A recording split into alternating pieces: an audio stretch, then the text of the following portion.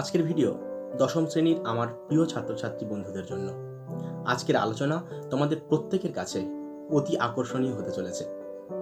আচ্ছা বন্ধুরা, ভেবে দেখো তো, বিশ্ব নিয়ন্ত্রা ঈশ্বর যদি কারো প্রতি বিরূপ হন, তাহলে তার সঙ্গে কি কি ঘটতে পারে? থাক বন্ধুরা, আজ কেবল ভাববো না, আমরা তা জানতে সরাসরি পৌঁছে যাব দশম শ্রেণীর পাঠ্য অভিষেক কবিতার সম্পূর্ণ আলোচনায়। যে কবিতাটা তোমাদের অনেকের কাছে খুব কঠিন, অতি দুর্বোধ্য বলে মনে হয়, আমি কথা দিচ্ছি আজকের আলোচনা শোনার পর তোমাদের প্রত্যেকের কাছে এই কবিতাটি সহজবোধ্য এবং অতি আকর্ষণীয় হয়ে উঠবে।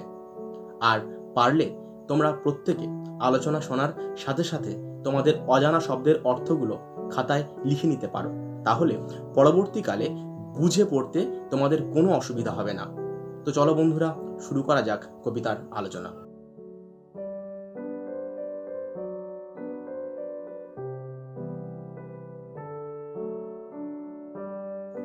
তো বন্ধুরা, কবিতা শুরুর আগে কবিতা সম্পর্কিত কিছু তথ্য জেনে নেওয়া একান্ত প্রয়োজন।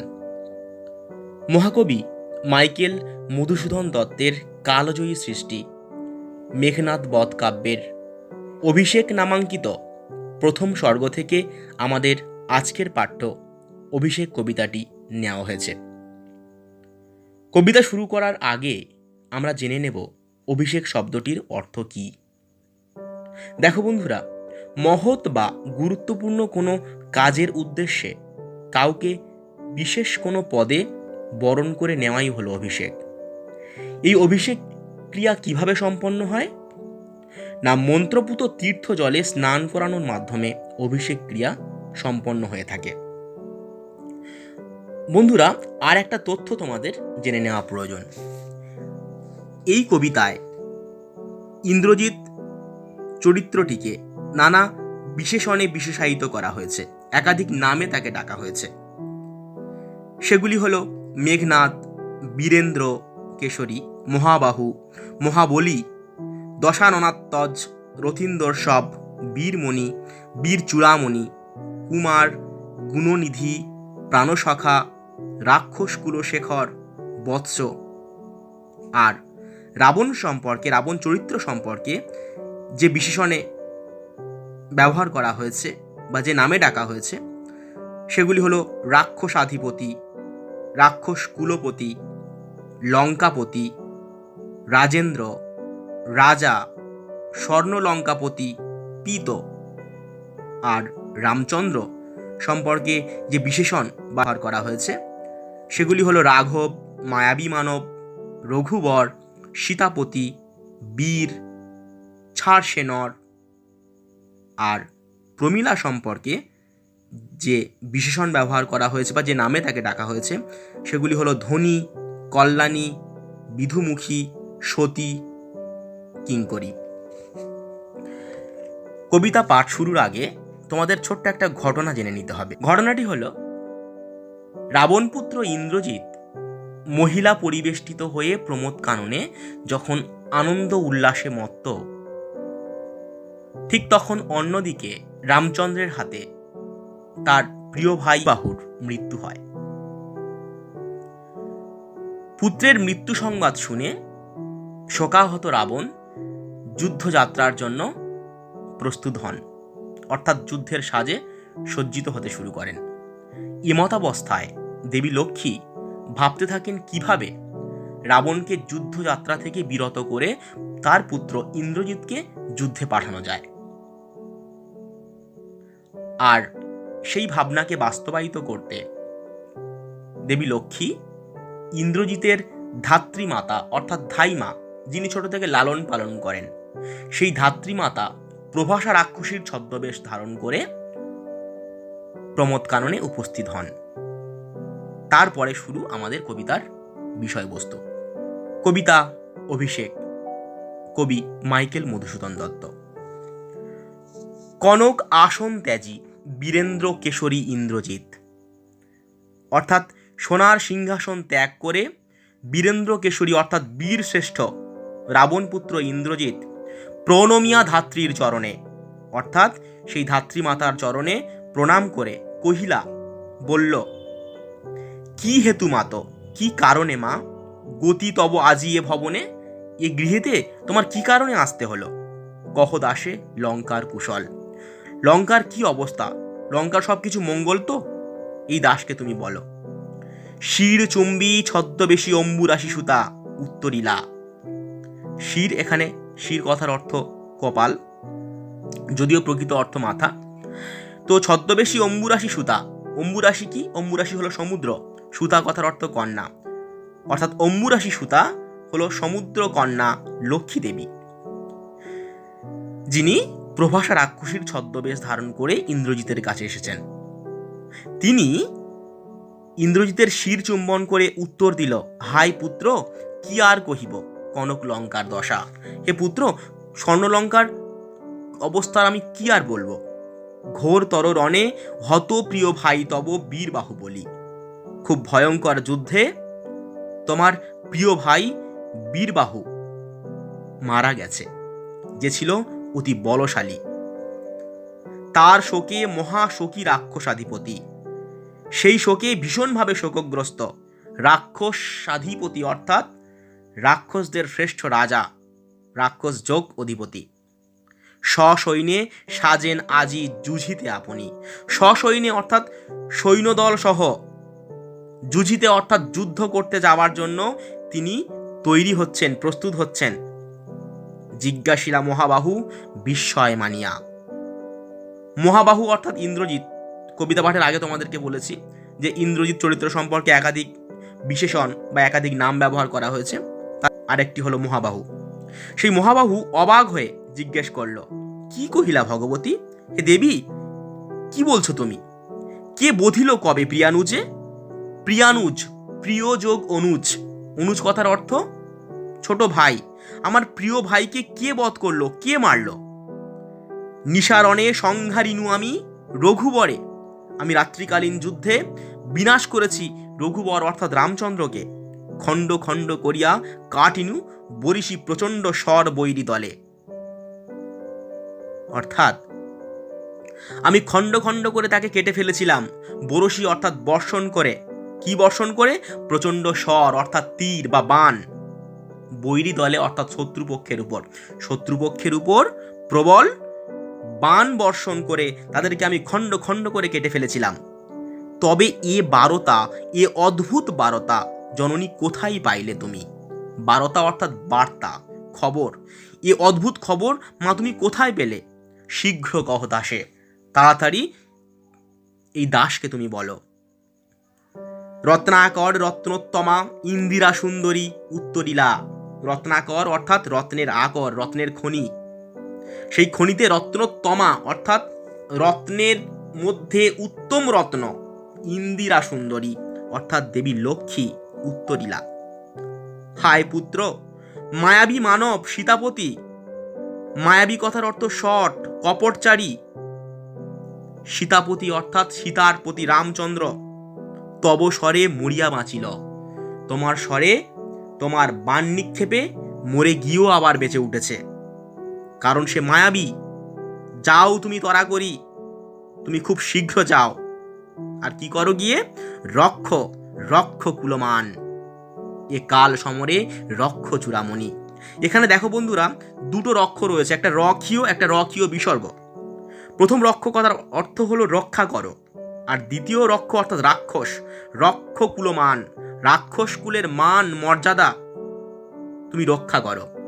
এ কাল সমরে, এ ভয়ঙ্কর যুদ্ধে রক্ষ চূড়মণি, রাক্ষসদের চূড়ামণি অর্থাৎ রাক্ষসদের মুকুট, শ্রেষ্ঠ রাক্ষস যিনি ইন্দ্রজিৎ, তাকে বলা হলো তুমি খুব শীঘ্র যাও, গিয়ে রাক্ষস কুলের মান মর্যাদা রক্ষা করো। একথা শোনার পর ইন্দ্রজিতের অবস্থা কেমন হলো, তাহলে চিত্র পরবর্তী অংশে আমরা পাবো। ছিঁড়িলা কুসুম দাম রোষে মহাবলী। কুসুম দাম অর্থাৎ ফুলের মালা ক্রোধবশত রাগে মহাবলী ইন্দ্রজিৎ ছিঁড়ে ফেলল। ছিঁড়িলা কুসুম দাম রোষে মহাবলী মেঘনাথ, অর্থাৎ ইন্দ্রজিতের আর এক নাম হলো মেঘনাথ। পুরাণে কথিত আছে জন্মাবার সময় মেঘের মতো গর্জন করে কেঁদে উঠেছিল বলে তার নাম মেঘনাথ। তাই ছদ্মবেশী লক্ষ্মীর মুখে বীরবাহুর মৃত্যু সংবাদ শুনে প্রচণ্ড ক্রোধবশত ইন্দ্রজিৎ মহাবলী মেঘনাদ ফুলের মালা ছিঁড়ে ফেলাইল কনক বলয় দূরে, হাতে যে সোনার বালা ছিল দূরে ফেলে দিল। পদতলে পড়ি শোভিল কুণ্ডল, আর পায়ের তলায় শোভা পাচ্ছিল কি কান থেকে খুলে ফেলা অলংকার। কুণ্ডল কথার অর্থ কানের অলংকার বিশেষ। পায়ের তলায় পড়ে থাকা সেই কানের অলংকার পড়ে থাকাকে কেমন বলে মনে হচ্ছিল বলে কবি জানাচ্ছেন, যথা অশোকের ফুল অশোকের তলে আভাময়। যেমন করে অশোক বৃক্ষের তলায় সেই অশোক ফুল ছড়িয়ে থেকে বর্ণময় সৌন্দর্যের সৃষ্টি করে, ঠিক তেমন। ধিক মোরে কহিলা গম্ভীরে কুমার, গম্ভীর স্বরে কুমার অর্থাৎ ইন্দ্রজিৎ ধিক্কার দিলেন। হা ধিক মোরে, নিজেকে ধিক্কার দিয়ে বলছেন, বৈরী দল বেড়ে স্বর্ণ লঙ্কা, হেথা আমি বামা দল মাঝে। বৈরী দল অর্থাৎ শত্রু দল, যেখানে স্বর্ণ লঙ্কাকে ঘিরে ফেলেছে, আর আমি এখানে মেয়েদের মাঝখানে অবস্থান করছি। এই কি সাজে আমারে? দশাননাত্মজ আমি ইন্দ্রজিৎ, এটা কি আমার সাজে? দশাননাত্মজ মানে কি? 10 আনন, যার দশানন রাবণ, আর রাবণের আত্মজ, আত্মজ কথার অর্থ হলো পুত্র। আমি রাবণের পুত্র ইন্দ্রজিৎ। আনো রথ তরা করি, শীঘ্রই রথ আনো, ঘুচাবো এ অপবাদ বোধি রিপুকুলে। রিপুকুল কথার অর্থ হলো শত্রু। শত্রুকুলকে বধ করে আমি অপবাদ ঘোচাবো, অর্থাৎ আমার হাতে মৃত্যুবরণ করার পরেও কিভাবে বেঁচে ওঠে সেই অপবাদ আমি আজ ঘোচাবো। তাড়াতাড়ি রথ নিয়ে এসো। এরপর ইন্দ্রজিতের যুদ্ধযাত্রার জন্য যে সজ্জা, সেই সজ্জার চিত্র পরিস্ফুটিত হয়েছে। সাজিলা রথীন্দর সব বীর আভরণে। ইন্দ্র সব কথার অর্থ কি? দেখো, এটাকে সন্ধি করলে হয় রথী যোগ ইন্দ্র যোগ ঋষভ, অর্থাৎ শ্রেষ্ঠ রথী বা যোদ্ধাদের মধ্যে বৃষের মতো শক্তিশালী, ষাঁড়ের মতো শক্তিশালী, অর্থাৎ বীরদের মধ্যে সবচেয়ে বলশালী কে? না ইন্দ্রজিৎ আভরণে অলঙ্কারে সাজল। হৈমবতী সুত যথা নাসিতে তারকে। মহাসুর কেমন করে যুদ্ধযাত্রার প্রস্তুতি নিচ্ছে? যেমন করে হৈমবতী সুত, হিমালয়ের কন্যা হৈমবতী অর্থাৎ পার্বতী, তার সুত, সুত কথার অর্থ কি? পুত্র কে? না কার্তিক, যেমন করে তারকাসুরকে বধ করতে সজ্জিত হয়েছিল। এ প্রসঙ্গে তোমাদের একটা গল্প তোমরা জেনে নিতে পারো তারকাসুর বধের বিষয়টা। পুরাণ অনুসারে শিবের বরে শক্তি সঞ্চয় করে এই তারকাসুর অত্যাচারী হয়ে উঠেছিল। তখন দেবতাদের অনুরোধে শিব পার্বতীর পুত্র দেব সেনাপতি কার্তিক তাকে হত্যা করেছিল। আর সেই কার্তিক তারকাসুরকে বধ করবার জন্য যেমন যুদ্ধসজ্জায় সজ্জিত হয়েছিলেন, ঠিক তেমন যেন ইন্দ্রজিৎ সজ্জিত হয়েছেন। তাই কবি বলছেন, হৈমবতী সুতা যথা নাসিতে তারকে মহাসুর। হৈমবতী সুতা কার্তিক যেমন করে তারকাসুরকে নাশ করার জন্য প্রস্তুতি নিয়েছিল। কিংবা আর একটা উপমা ব্যবহার করেছেন, যথা বৃহন্নলা রূপী কিরীটি বিরাট পুত্র সহ উদ্ধারিতে গোধন সাজিলা স্বর সমী বৃক্ষ মূলে। আর একটা উদাহরণ কেমন দিলেন? বৃহন্নলা রূপী কিরীটি। দেখো, কিরীটি হলেন অর্জুন, যিনি বিরাট রাজার গৃহে বৃহন্নলা নপুংসক বেশে ছিলেন। তো তিনি কি করেছিলেন? না, বিরাট রাজা ছিলেন মৎস্য দেশের রাজা, তার গোধনের জন্য তিনি বিখ্যাত ছিলেন। আর তার সেই গোধন কৌরবরা হরণ করেছিল। সেই গোধন উদ্ধার করতে গিয়েছিল বিরাট রাজার পুত্র উত্তরের সঙ্গে। অর্জুন যেমন ভাবে যুদ্ধসজ্জায় সজ্জিত হয়েছিলেন, ইন্দ্রজিৎ যেন ঠিক তেমনি সজ্জায় সজ্জিত হলেন। মেঘ বর্ণ রথ চক্র বিজিলির ছটা, ধ্বজ ইন্দ্রচাপ রূপী। অর্থাৎ মেঘ বর্ণ রথ, রথের বর্ণ কি? মেঘের মতো। চক্র বিজুলির ছটা, অর্থাৎ রথের চাকায় বিদ্যুতের দীপ্তি। ধ্বজ অর্থাৎ পতাকা ইন্দ্রচাপ রূপী, ইন্দ্রের ধনুকের মতো। তুরঙ্গম বেগে আশুগতি, অর্থাৎ ঘোড়ার বেগে ক্ষিপ্র গতি সম্পন্ন, ঘোড়ার ন্যায় ক্ষিপ্র গতি সম্পন্ন সেই রথ। রথে চড়ে বীর চূড়ামণি বীর দর্পে, সেই রথে চড়ে বীরের অহংকারে বীর চূড়ামণি ইন্দ্রজিৎ যখন যুদ্ধযাত্রার জন্য তৈরি হচ্ছেন, হেনকালে প্রমীলা সুন্দরী অর্থাৎ স্ত্রী প্রমীলা ধরি পতিকর যুগ, অর্থাৎ স্বামীর 2 হাত ধরে। কেমন করে ধরেছিল? ব্র্যাকেটে কবি উল্লেখ করছেন, হায় রে যে মতি, হায় রে, যেমন করে হেমলতা অর্থাৎ স্বর্ণলতা আলিঙ্গয়ে তরুকুলেশ্বর, অর্থাৎ তরুকুল মানে কি, বৃক্ষ বংশের বড় গাছকে যেমন স্বর্ণলতা জড়িয়ে থাকে। স্বর্ণলতা কেমন বন্ধুরা, না দেখবে তোমরা কখনো কখনো কোনো কোনো গাছে চাউমিনের মতো দেখতে হয়, অনেকটা জড়িয়ে জড়িয়ে থাকে। এগুলোকে বলা হয় হেমলতা বা স্বর্ণলতা, তোমরা জীবনবিজ্ঞান বইতে পড়ে থাকবে। তো ঠিক তেমন করে জড়িয়ে ধরল ইন্দ্রজিৎকে। কহিলা কাঁদিয়া ধনী, ধনীকে প্রমীলা ইন্দ্রজিতের স্ত্রী কেঁদে বলছে, কোথা প্রাণ সখে রাখিয়ে দাসীরে কহ চলিলা আপনি। হে প্রাণের সখা, হে প্রাণের বন্ধু, এই দাসীকে রেখে তুমি কোথায় চলেছ? কেমনে ধরিবে প্রাণ তোমার বিরহে অভাগী? এই অভাগী তোমার ছাড়া কেমন করে সে বেঁচে থাকবে, কেমন করে তার প্রাণটুকু ধরে রাখবে? হায় নাথ, গহন কাননে ব্রততি বাঁধিলে সাধে করি পদ, যদি তার রঙ্গ রসে মন না দিয়া মাতঙ্গ যায় চলি, তবু তারে রাখে পদাশ্রয়ে যূথনাথ। তো বন্ধুরা কি বলছে প্রমীলা? বলছে, হে স্বামী, গভীর কানন, কানন মানে এখানে বাগান না বলে তোমরা অরণ্য বলতে পারো, জঙ্গল বলতে পারো, গভীর জঙ্গলে ব্রততি অর্থাৎ লতা পাতা বাঁধিলে সাধে করি পদ, বলছে কোনো হাতির পায়েতে যদি জড়ায়, যদি তার রঙ্গরসে মননা দিয়া, অর্থাৎ সেই ব্রততি বা লতার মনের অবস্থা বুঝতে না পেরে মাতঙ্গ অর্থাৎ হাতি যদি চলে যায়, কি হয়? তবু তারে রাখে পদাশ্রয়ে যূথনাথ। যূথনাথ মানে কি? হাতিদের দলপতি, অর্থাৎ সেই হাতিদের দলপতি বা বড় হাতি তার পায়েতে লতাখানি ছিঁড়ে নিয়ে চলে যায়, অর্থাৎ লতা তার পায়েতে জড়িয়ে থাকে। তবে কেন তুমি গুণনিধি, গুণের ভাণ্ডার হে স্বামী, ত্যাজ কিঙ্করি রে আজি। এই দাসী কিঙ্করি কথার অর্থ কি? না দাসী, এই দাসীকে আজকে ত্যাগ করে চলে যাচ্ছ। বনের হাতি তো লতাকে পায়ে জড়িয়ে নিয়ে দেবো হেঁটে চলে যায়, তুমি তাও করছো না, আমাকে রেখে কেন যাচ্ছ? হাসি উত্তরিলা মেঘনাদ, মেঘনাদ হেসে উত্তর দিল, ইন্দ্রজিতে জিতে তুমি সতী বেঁধেছ যে দৃঢ় বাঁধে। ইন্দ্রজিতে জিতে তুমি, অর্থাৎ আমি মেঘনাদ, আমি দেবরাজ ইন্দ্রকে পরাজিত করেছি, ইন্দ্রকে জয় করেছি, তাই আমি ইন্দ্রজিৎ। আর তাকে তুমি জয় করো, আর জয় করে বেঁধেছ যে দৃঢ় বাঁধে, যেমন বাঁধনে তুমি বেঁধেছ, কে পারে খুলিতে সে বাঁধ, অর্থাৎ সেই বন্ধন কেউ খুলতে পারে না। তরায় আমি আসিব ফিরিয়া কল্যাণী। প্রমীলা, আমি খুব শীঘ্রই ফিরে আসব, সমরে নাসি তোমার কল্যাণে রাঘবে, তোমার মঙ্গলার্থে যুদ্ধক্ষেত্রে আমি রামচন্দ্রকে হত্যা করে খুব শীঘ্রই ফিরে আসব। বিদায় এবে দেহ বিধুমুখী, এখন আমাকে বিদায় দাও। বিধুমুখী মানে কি? চাঁদের মতো মুখ যার, অর্থাৎ প্রমীলাকে উদ্দেশ্য করে ইন্দ্রজিৎ কথা বললেন। তারপর ইন্দ্রজিৎ যুদ্ধযাত্রায় যাবে পিতার অনুমতি নেওয়ার জন্য। উঠিল পবন পথে ঘোরতর রবে, আকাশ পথে প্রচন্ড শব্দ সহকারে উঠে পড়ল কি? রথবর। রথবর মানে রথের মধ্যে শ্রেষ্ঠ রথ। হৈম পাখা বিস্তারিয়া যেন উড়িল মৈনাক শৈল অম্বর উজিল। হৈম পাখা মানে কি? সোনার ডানা যেন বিস্তার করে মৈনাক শৈল, অর্থাৎ মৈনাক পর্বত আকাশ উজ্জ্বল করে যেমন উড়ে গেছিল, ঠিক তেমন করে। এখানেও বন্ধুর একটা পুরাণের কাহিনী রয়েছে। পুরাণ অনুযায়ী এই মৈনাক পর্বতের নাকি ডানা ছিল, সে উঠতে পারত।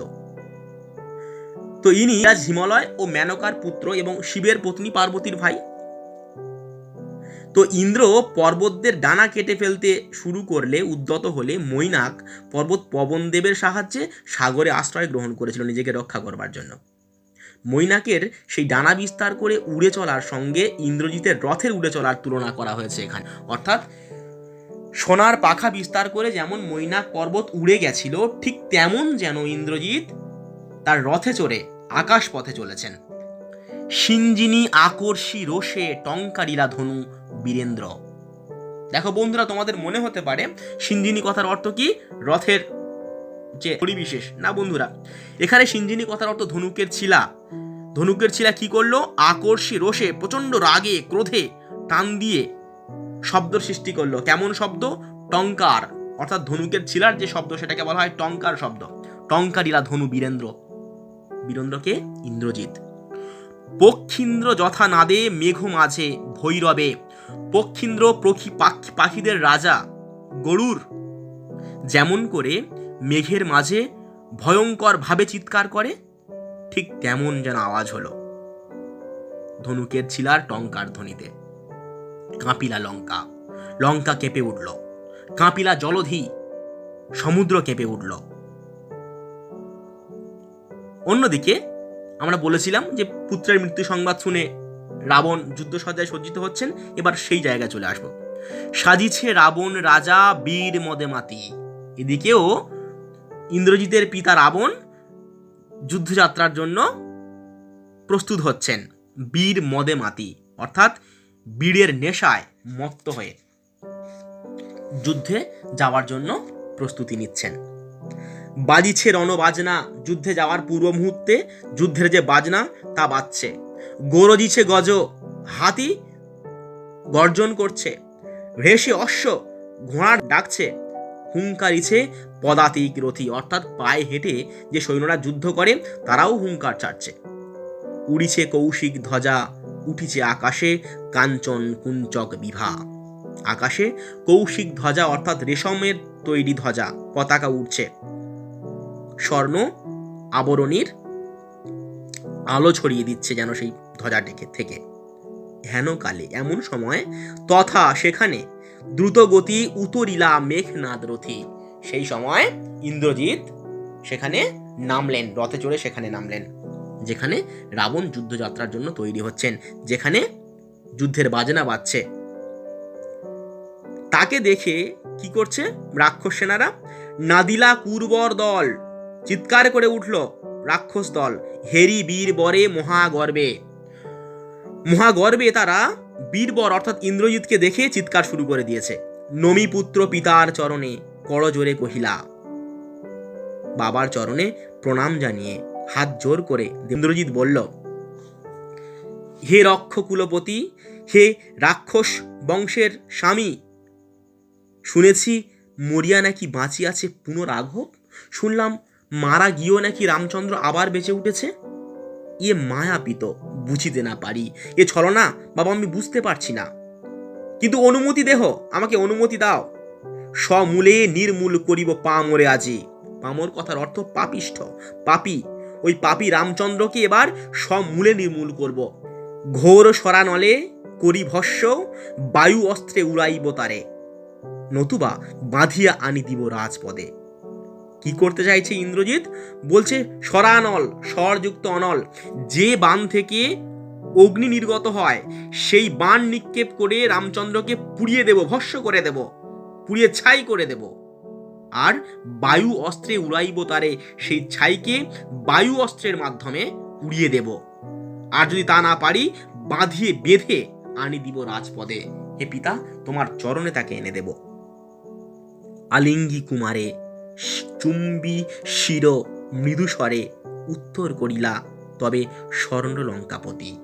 পিতা রাবণ পুত্র ইন্দ্রজিৎকে আলিঙ্গন করে জড়িয়ে ধরে কপালে চুম্বন করে ধীরে ধীরে বলল, রাক্ষস কুলশেখর, তুমি রাক্ষস বংশের মুকুট, কুলশেখর বৎস, তুমি রাক্ষস কুল ভরসা, তুমি এই রাক্ষস বংশের একমাত্র ভরসা। এ কাল সমরে, এ ভয়ঙ্কর যুদ্ধে নাহি চাহে প্রাণ মম পাঠাইতে তোমা বরম্বার। আমার প্রাণ মোটেই চাইছে না তোমাকে এমন ভয়ঙ্কর যুদ্ধে বারবার পাঠাতে। হায় বিধি বাম মম প্রতি। হে ঈশ্বর, আমাদের প্রতি বিরূপ। কে কবে বলছে, কে কবে শুনেছে পুত্র ভাসে শিলা জলে? হে পুত্র, কখনো কি কেউ শুনেছে যে শিলা অর্থাৎ পাথর জলে ভাসে? কে কবে শুনেছে লোক মরি পুনঃ বাঁচে, কোনো মানুষ মারা গিয়ে আবার বেঁচে ওঠে? বন্ধুরা, কবিতা শুরুর আগে তোমাদের প্রশ্ন করেছিলাম, ভাবতে বলেছিলাম যে ঈশ্বর যদি কারো প্রতি বিরূপ হয় তার সঙ্গে কি কি ঘটনা ঘটতে পারে। তার উত্তর নিশ্চয়ই তোমরা পেয়ে গেছো বন্ধুরা। অর্থাৎ ঈশ্বর যদি মানুষের প্রতি বিরূপ হয় তাহলে যা হওয়ার নয় তাই হতে থাকে, যেমন রাবণের ক্ষেত্রে হয়েছে। এখানেও একটা পৌরাণিক প্রসঙ্গ রয়েছে। এই যে ভাসে শিলা জলে, অর্থাৎ ঈশ্বর রাবণের প্রতি বিরূপ ছিল বলেই এরূপ হয়েছে, শিলা জলে ভেসেছে। রাবণের প্রতি ঈশ্বর বিরূপ ছিল বলেই রামচন্দ্র পুনরায় বেঁচে উঠেছে। আমরা জানি যে রামচন্দ্র তার বানর সেনা নিয়ে লঙ্কায় কিভাবে প্রবেশ করেছিল? না, পাথর জলে ভাসিয়ে সেতু নির্মাণ করে, যে পাথরে রামচন্দ্রের নাম লিখে বানর সেনারা জলে ভাসিয়েছিল, তা ডোবেনি। সেই পৌরাণিক প্রসঙ্গ কবি এখানে তুলে ধরেছেন রাবণের জবানিতে। কি বলছে? হায় বিধি বাম মম প্রতি, হে ঈশ্বর আমাদের প্রতি বিরূপ। কে কবে শুনেছে পুত্র ভাসি শিলা জলে? কে কবে শুনেছে লোক মরিপুন বাঁচে? উত্তরিলা বীর দর্পে অসুরারি রিপু। এখানে বন্ধুরা একটু বুঝে নেওয়ার ব্যাপার আছে। অসুরারি রিপু, অসুরারি রিপু কে? দেখো, অসুরারি অর্থাৎ অসুর যোগ অরি। অসুর মানে কে? রাক্ষস। অরি কথার অর্থ শত্রু। তাহলে অসুর, রাক্ষসের শত্রু কে? রাক্ষসের শত্রু রামচন্দ্র। তার রিপু, তার শত্রুকে অর্থাৎ রামচন্দ্রের শত্রুকে রাবণপুত্র ইন্দ্রজিৎ, অর্থাৎ অসুরারি রিপু হলেন ইন্দ্রজিৎ। এটুকু মাথায় রেখে দেবে, এটা পরীক্ষায় আসে। উত্তরিলা বীর দর্পে, বীরের অহংকারে অসুরারি রিপু অর্থাৎ ইন্দ্রজিৎ উত্তর দিল, কি ছাড় সে নর, তারে ডরাও আপনি? সেই সামান্য সাধারণ মানুষকে আপনি ভয় পাচ্ছেন পিতা? রাজেন্দ্র অর্থাৎ রাবণকে উল্লেখ করে, উদ্দেশ্য করে বললেন, থাকিতে দাস যদি যাও রণে তুমি, এ কলঙ্ক পীত ঘুষিবে জগতে। পুত্র থাকতে যদি পিতা যুদ্ধে যায়, এটা কলঙ্ক হয়ে সারা বিশ্বে ঘোষিত হবে। হাসিবে মেঘ বাহন, রুষিবেন দেব অগ্নি। এ কথা শুনলে দেবতাদের রাজা ইন্দ্র হাসবে, রুষ্ট হবেন আমাদের দেবতা অগ্নি। 2 বার আমি হারানু রাঘবে, 2 বার আমি রামচন্দ্রকে হারিয়েছি, আর 1 বার পিত দেহ আজ্ঞা মোরে। দেখিব এবার বীর বাঁচে কি ঔষধে। আর 1টা বারের জন্য আমাকে অনুমতি দাও পিতা, দেখব ওই রামচন্দ্র কোন ওষুধে পুনরায় জীবন লাভ করে। কহিলা রাক্ষসপতি। রাক্ষস রাজা রাবণ বলল, কুম্ভকর্ণ বলি ভাই মম, তাই আমি জাগানু অকালে ভয়ে। হায় দেহ তার দেখো সিন্ধু তীরে ভূপতিত, গিরিশৃঙ্গ কিংবা তরু যথা বজ্রাঘাতে। আমার প্রিয় ভাই কুম্ভকর্ণ, সে মহাবলে বলিয়ান ছিল, তাকে আমি অকালে জাগিয়েছি ভয়ে। দেখো সিন্ধু তীরে তার দেহ পড়ে রয়েছে। কেমন ভাবে পড়ে রয়েছে? না, গিরিশৃঙ্গ কিংবা তরু যেমন বজ্রাঘাতে ক্ষত বিক্ষত হয়েছে, ঠিক তেমনি।